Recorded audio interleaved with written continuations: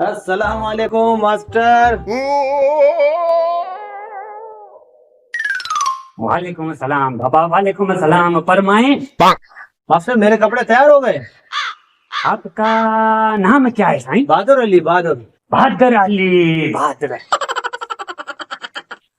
कपड़े तैयार है साईं, कपड़े तैयार, कपड़े तैयार। ये 1 मिनट में लेके आ। Oh no.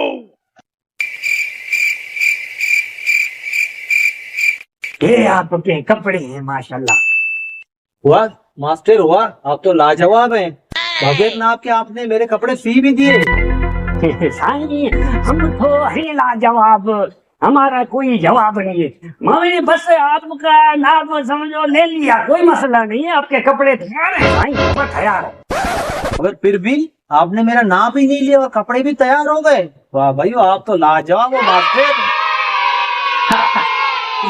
यही तो क्वालिटी है साईं हमारा, यही तो तजुर्बा है। 50 साल का पुराना तजुर्बा है। आपका 35 साल पुराना नाप पड़ा हुआ था, उसी नाप से मैंने तेरे लिए कपड़े सी दिए।